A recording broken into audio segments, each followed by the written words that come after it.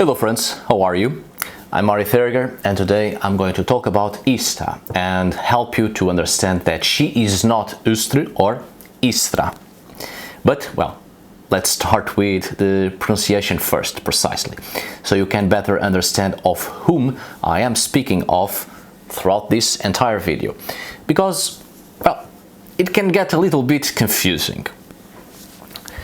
The Akkadian, Assyrian and Babylonian goddess, congener of the goddesses Inanna of the Sumerians and Astarte of the Phoenicians, is called Ishtar, right? Ishtar. Now, always or quite often during Easter time, there are always memes being shared countless times saying that her name is pronounced Easter. And in the English-speaking world, a lot of people call her Ishtar. Well, her name is Ishtar, not Easter, and certainly not Ishtar. Listen, I am not making fun or mockery in any way. I just need you to get familiar with the name, because I will be repeating it a lot, quite a lot, throughout this video, obviously.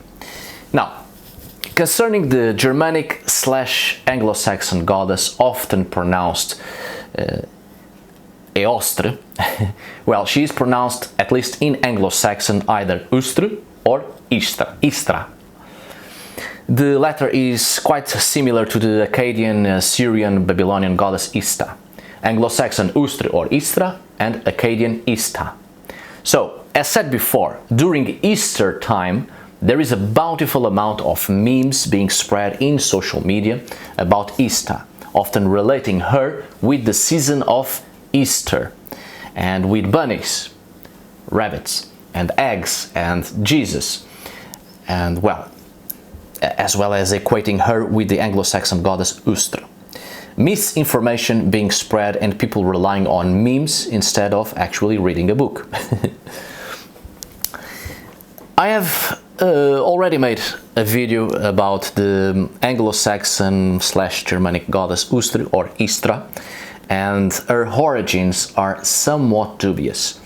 There are no hard evidences whatsoever to support that she was a goddess of spring, fertility and love, and that it is from her name and supposed celebrations in her honor that the celebration of Easter comes from. No evidences of that. There isn't even hard evidences to support that she was even a Germanic or Anglo-Saxon goddess in the first place. So, I advise you to watch that video first and then come back here. Just click on the information icon in the right upper corner and you will see the video suggested there, among others. Now, this doesn't mean that the Germanic peoples didn't have spring celebrations and celebrations to fertility and gods and goddesses related to that. Of course they had, but Eostre became more of a neo-pagan assumption rather than an actual goddess of the Germanic pagan past. We all know that the internet, well, it is a wonderful place to acquire a lot of sources and be informed, but it is also filled with false information. And surely we all know how Christians borrowed a lot of religious realities and religious motifs from other people. But some people seem to forget that there is a thing called cultural syncretism. And every possible religion that ever was and is the result of a cultural soup with borrowed elements from everywhere. And there is no such thing as a pure, unique and original religious background. It was like that in the past and it is like this nowadays. So we can't always blame the Christians. And these words are coming from the mouth of someone always ready for a fervent and tenacious criticism towards Christianity. Me. Hello there. But it's good and very useful, I think, to always question religion, any religion, because it will lead us through a path where we become aware and start to examine the archaeological, historical, anthropological, and even social factors and reasons behind all of it, and always aiming towards the truth. Now, I am certain this video will break the hearts of many neo-pagans, but this isn't meant to break your heart. It's meant to open your mind with an X. But it's for your own good, I promise you. So, let's start this video once and for all. And if you stay here long enough, I will even recommend a book. Please. Alright, I am not questioning the existence of a possible Indo-European goddess of spring and or of the radiant dawn, as we have several indications by the similarities with goddesses such as the Greek Eos, Roman Aurora, Hindu Usas found in the Sanskrit Rig Veda, Lusitanian Ateshina, Proto-Germanic Eostre, Norse Freya to a certain extent, and so on and so forth. I am questioning the Germanic goddess Eostre as a spring goddess. And well, to a certain extent, yes, I am also questioning her existence as a goddess itself. The question I think we need to ask is, did Eostre exist or not? And the answer to that is, we don't have enough evidences to support that. Nothing. She has come to be associated with modern-day pagan and Wiccan customs within the neo-pagan religion Wicca. There are no evidences whatsoever of Scandinavian and Germanic people celebrating Ostara either, until Jacob Grimm in the 19th century affirms he found evidences of Ostara in Western Germanic folklore. The problem is that contemporary paganism of the 19th and early 20th centuries has too much assumptions, personal gnosis and suppositions that have the same effect as lies. The more you tell it, it starts to be believed as the truth. And it gets worse nowadays, way worse, because you can simply create a meme with a little text in it. It will be shared countless times, year after year, and people start to take it as a true historical fact. But such assumptions created mostly by the neo-pagan religion Wicca, in the great majority, have been debunked over the course of the last decades. Also, many Wiccans associate Eostre and Ishtar with the goddess Ishtar, the Assyrian and Babylonian goddess of fertility, war, love and sex, and sacred prostitution, temple prostitution. This last point, we shall get to that further ahead, don't worry. But this is highly inaccurate and couldn't be further from the truth. What is important, I think, to understand is that the 19th century European Romantic movement, greatly linked to nationalist politics, gave a great emphasis on the cultures of the past of each country, of each European country. There was a strong lack of information at the time, and people were trying to seek out cultural parallels. And it's in that time that neo-pagan movements started to develop, trying to make a sort of universal connection between all sorts of pieces of information. And certain realities of the pagan past of each culture were purposely forgotten or put aside because of politics, and many religions and cults deemed to be pagan were forcibly equated with the religious, political and social reality of the 19th century.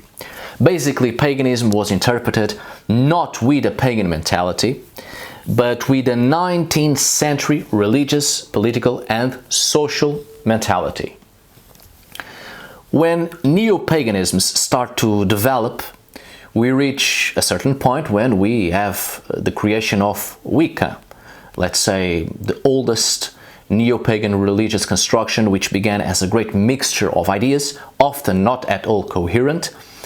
But the aim was to include in this neo-pagan religion all sorts of romanticized pagan beliefs, like a big jar with no labels in it, but you know it's filled with pagan stuff. And you grab a handful of whatever is inside and put it in your big jar labeled Wicca, and you continue to pour it in. Of course, I could speak about Wicca and develop much more on this, but well, this is just a general idea and a sort of caricature.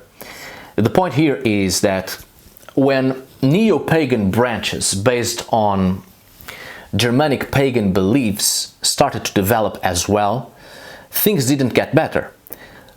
The oldest contemporanean neo-pagan religious construction based on some aspects of Germanic paganism is, of course, Eostre. Members within Eostre had either come from, well, obviously a Christian background, or from a Christian background and then into Wicca, and then into Eostre eventually. These were people who were not making an effort to understand the Germanic pagan past with a pagan mentality, but instead trying to create a neo-pagan religious construction apart from Wicca, and committing the same mistake as trying to seek common ground between a variety of pagan religions. In truth, Eostre starts off as a sort of competition with Wicca, trying to demonstrate that what is within Wicca, the Germanic peoples in the past already had it. What is in Christianity, the Germanic peoples of the past already had it. So a lot of religious celebrations were forcibly pulled into Eostre, things that had never been related to Germanic religious beliefs in the past. Wicca had this god or this goddess. Well, let's try to look for something equal in the Germanic past and bring it in. Oh, we don't have it or we don't find it, well, let's create it. So it was basically like that. The problem with Eostre, which is a problem that some Eostre religious organizations and communities still have to this day, and obviously it is a problem many other neo-pagan branches still have, is the fact that you had to start from somewhere, obviously, surely. And neo-paganisms are or should be in a constant process of development. But the true problem is that many neo-pagan branches simply stagnated and remained attached to the 19th century romantic political ideas of a false pagan heritage, solely based on politics. And many neo-pagan branches, especially a lot of Eostre religious organizations, have a clear reluctance in trusting academic work, proper scientific work about the historical and archaeological reality of ancient civilizations. Many Eostre religious organizations to this day clearly state that they want nothing to do with academic work, because the academic research is a bunch of lies, false information, and it deteriorates and distorts the religious truth of the past, and so they rely on personal gnosis and or in the obsolete ideas concocted in the 19th century and early 20th century, because they do not want to alter, lose or destroy pagan religious ideas of the past. So it's precisely the fact of not relying and completely discarding academic work that led these same religious organizations to alter, lose and destroy the actual historical pagan past. So when Wicca also incorporated ancient Mesopotamian and Egyptian also pagan religious ideas, Eostre wanted to find a Germanic equivalent to all of that. Within Wicca, the Babylonian and Assyrian goddess Ishtar, equivalent to the Egyptian goddess Isis, both of these goddesses became quite famous within Wicca neo-pagan groups to this day. And so within Eostre and other early neo-pagan religious constructions based on some aspects of Germanic paganism, they forcibly tried to find a Germanic goddess equivalent to the Babylonian and Assyrian Ishtar. And this is when the dubious and lack of historical evidences Anglo-Saxon goddess Eostre enters in the scene, as well as the 19th century German Ostara of Jacob Grimm. Eostre and Ostara are not the Babylonian and Assyrian goddess Ishtar. And when we say the Christians stole everything from the pagans, be careful, because it isn't always the case. Ishtar is not the source from which the Christians borrowed the celebration of Easter. Ishtar was not a goddess of spring and of bunnies, rabbits and eggs and all that jazz. And certainly the Germanic goddess Eostre or Istra is not the equivalent of the Babylonian and Assyrian goddess Ishtar. So let's take a look at that. So, as it is often said among various neo-pagan groups, organizations and religious constructions, Easter is originally the celebration of Ishtar, the Assyrian and Babylonian goddess of fertility and sex. Well, it is not. Ishtar was the goddess of love, war and sex. Now, for a very long time, even in the academic field and even among some scientists to this day, when there is a deity related to sex, there is often this tendency to relate that deity to fertility immediately. Because, yeah, obviously sex is fertility, so it cannot be more than that. This is a common mistake. And one of those mistakes I have spoken earlier, the danger of transporting the modern mind into the realities of the past and modern religious and social perceptions and understandings transported to the realities of the past. It wasn't like that. The case of sex related to fertility is a religious tendency brought in great part by the religious tendencies of the late Roman Empire and mainly by Christianity. Having sex solely for the sake of procreation and not pleasure or anything else.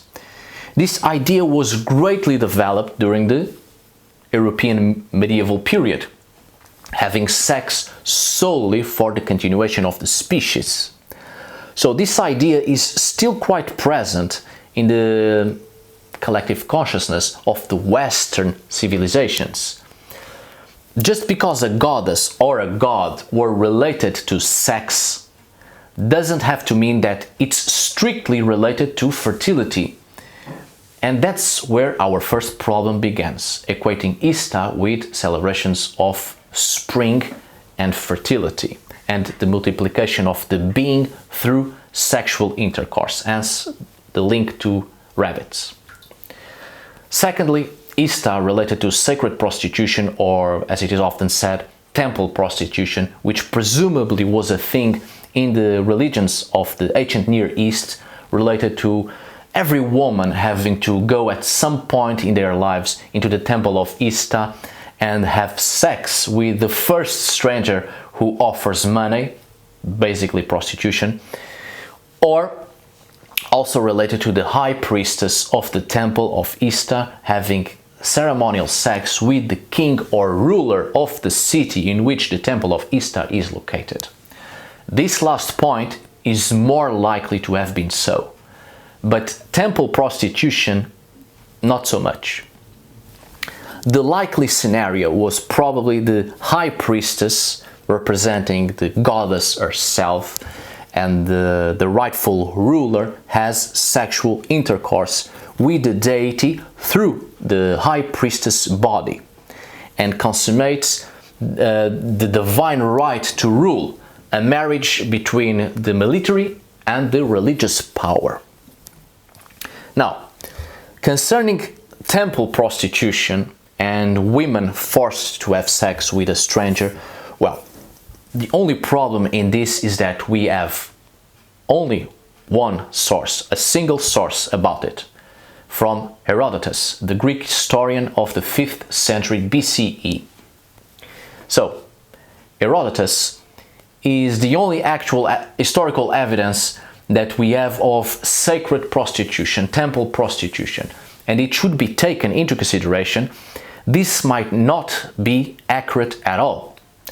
Herodotus is often considered the first historian and he is well known for concocting a lot of things that have been proven they never existed at all.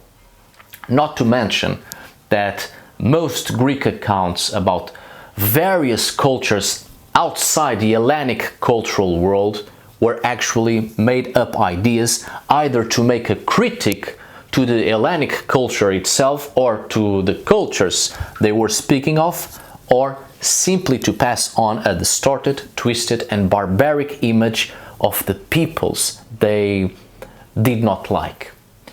Ancient Greeks were not the first historians. They were the first to record their racist and xenophobic ideas towards others, a custom perpetuated by the Romans. And we have a lot of classical historical sources that are all, I'm sorry for the expression, but absolute bullshit. Tacitus is a good example of that, and I advise you to watch this video right here, and you will understand exactly what I'm speaking of. Anyway, the point here is that indeed Ishtar was associated with sex. However, her symbols were the lion, the gate and the 8-pointed star, not rabbits and eggs. There are no evidences that she was ever related to rabbits and eggs, as it often appears in memes about Ishtar, trying to make a mockery out of Christianity for having rabbits and eggs at the celebration of Easter. Rabbits and eggs are another thing completely, not from Ishtar.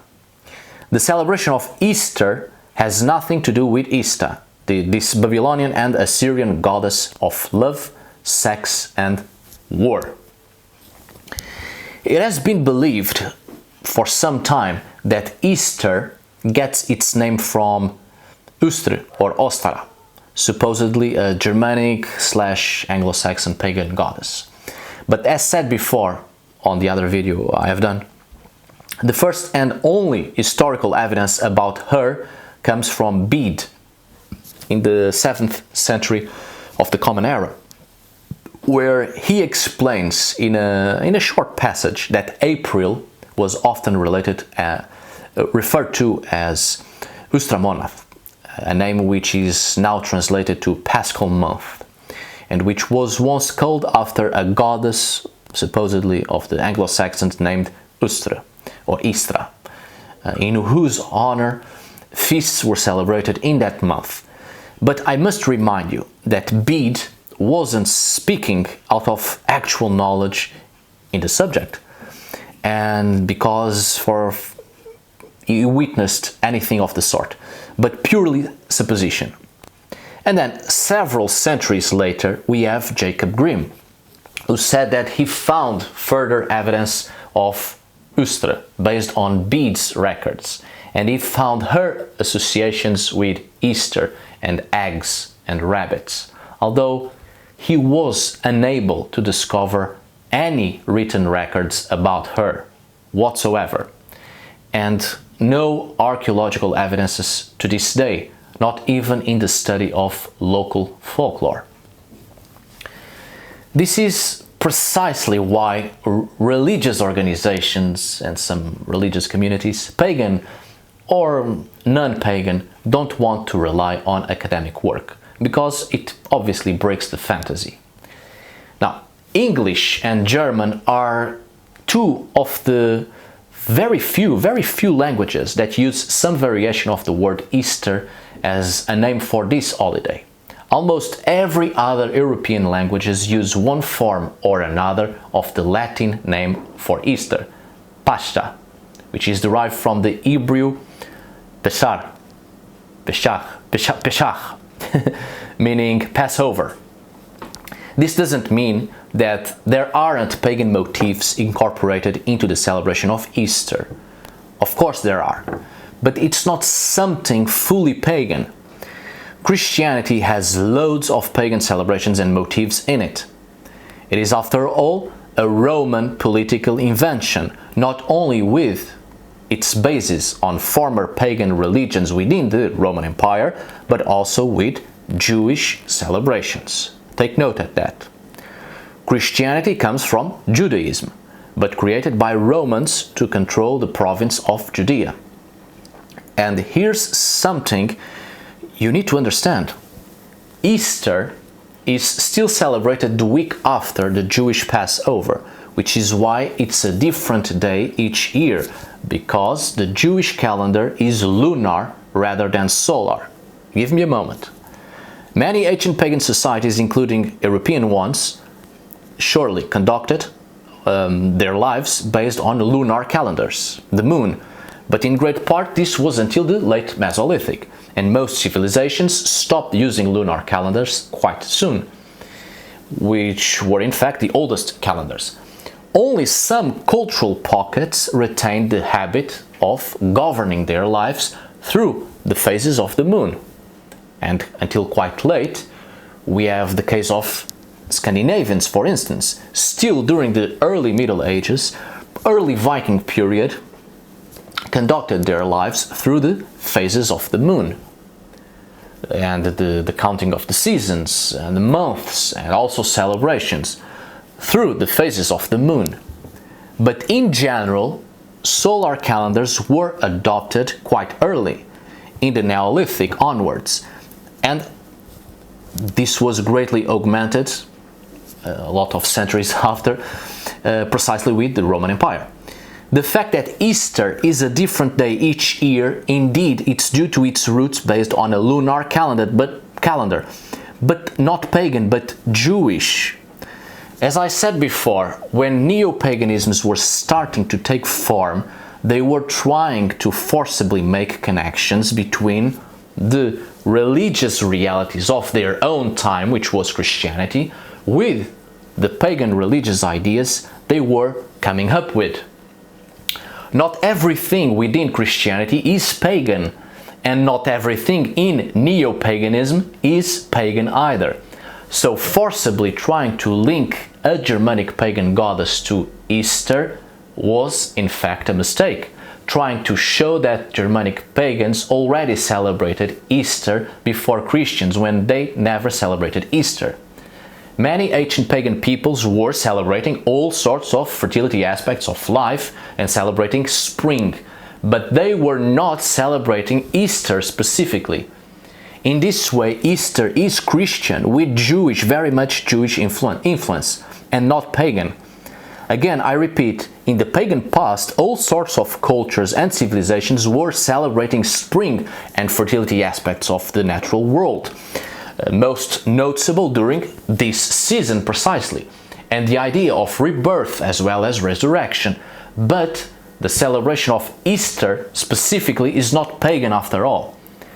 And these mistakes often occur within neo-pagan religious organizations precisely because such religious organizations prefer to remain ignorant, in the dark, in the shadows, living the fantasies of the romantic national political ideas of the 19th century, and relying on personal gnosis and not giving a fuck about academic work, and then end up making fools of themselves.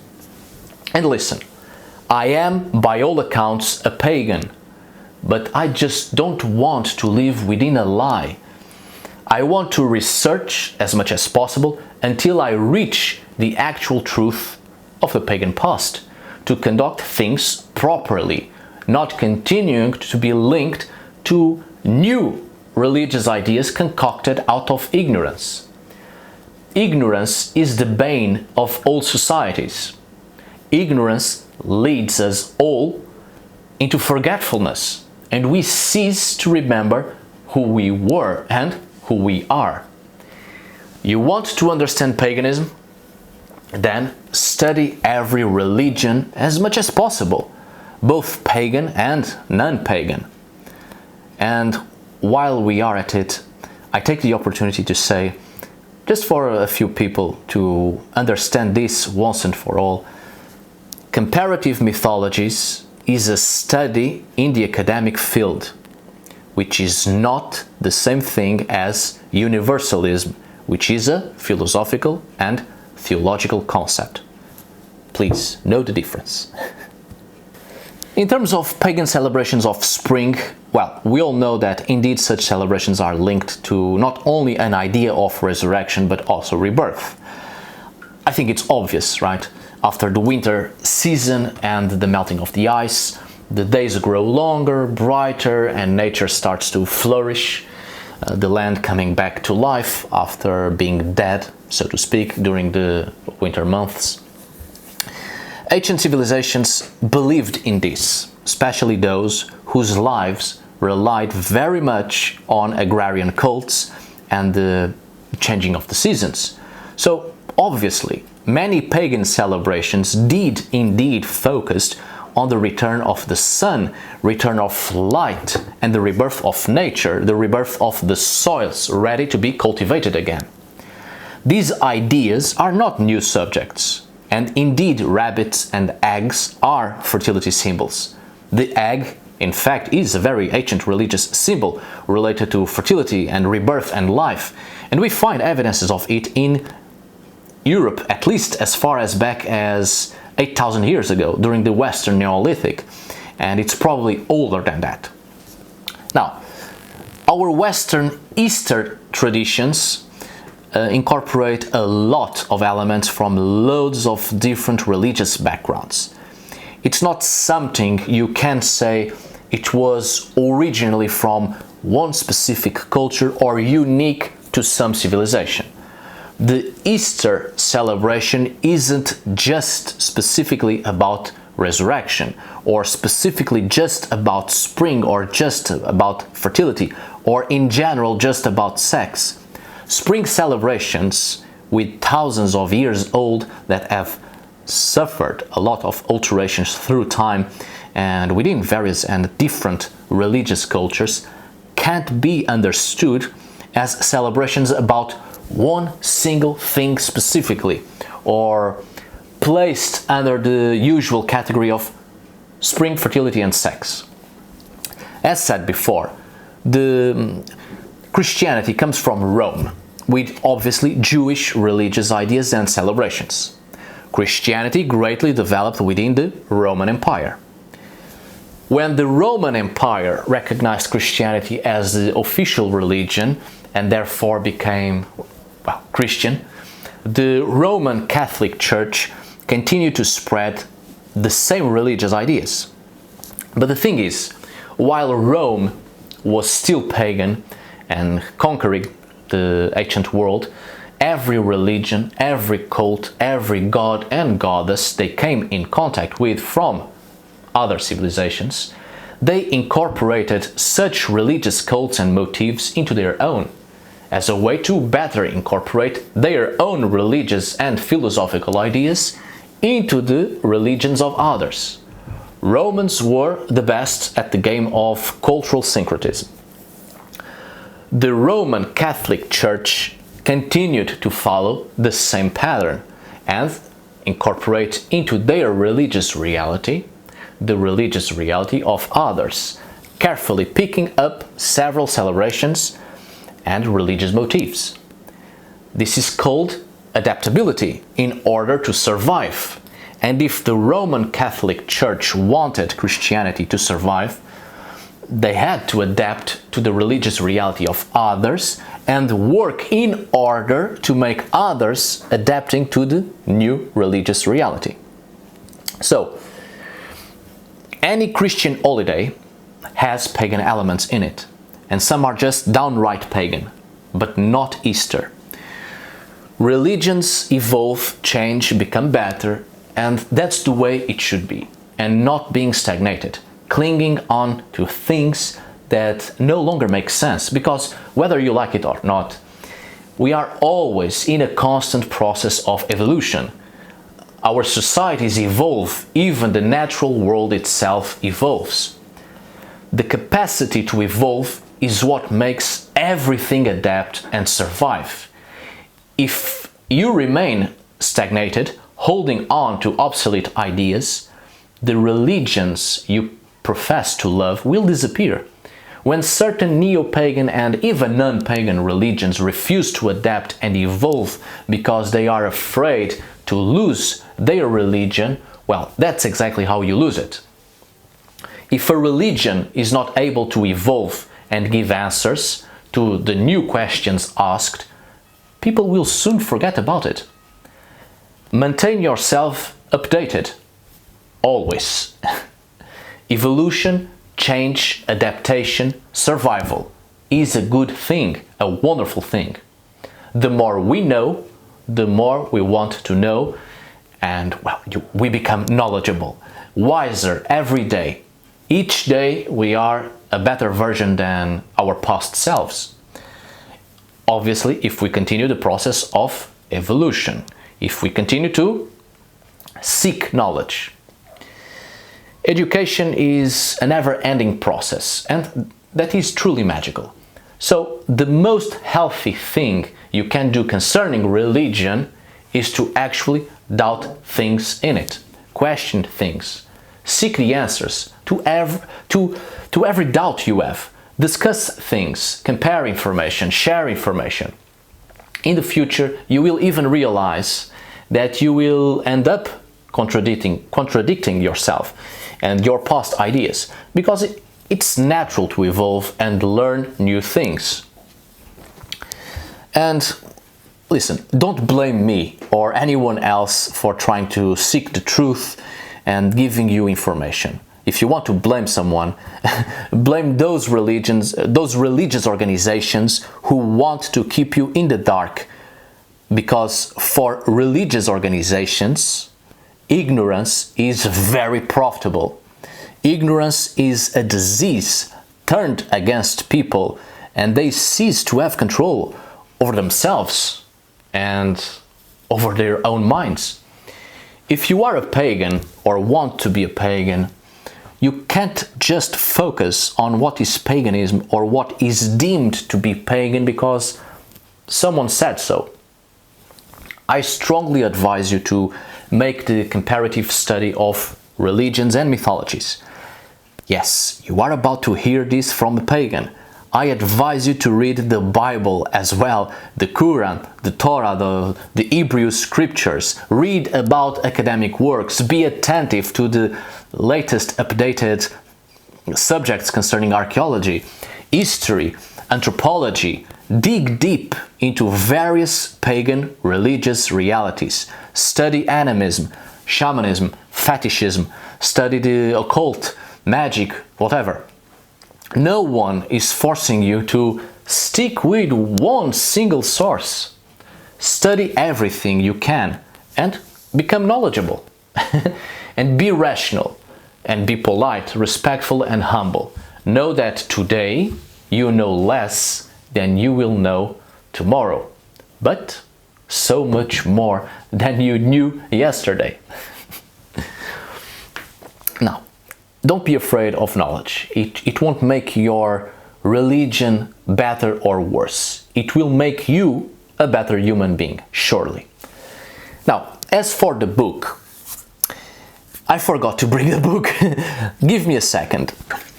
Myths from Mesopotamia, Creation, the Flood, Gilgamesh and Others by Stephanie Daly. Is it? It is, Stephanie Daly. A collection of myths from ancient Mesopotamia, but I'm not going to make a book review because I don't want to give out any spoilers. Know that I consider this a very good book to start learning about ancient Mesopotamian myths and religion, and you will certainly find Ishtar in here quite a lot, and accounts parallel with the biblical stories of creation and the flood, and you will immediately say, hang on, this sounds very familiar. Oh, this is where the Semitic peoples got their myths from. So before Christians, before Hebrews, before Judaism, Mesopotamia was once pagan, and after all the monotheistic beliefs found in Judaism, Christianity and Islam as well, the latter coming from the other two, after all they also had pagan origins from a very distant but interesting pagan past of the ancient Near East. A very good book, the one actually I read when I was taking a special course in Mesopotamian religion and mythology, as well as divination methods and magic of the ancient pagan Near East. enjoy the reading. Now, thank you so much for watching. See you on the next video, and as always, tack för idag.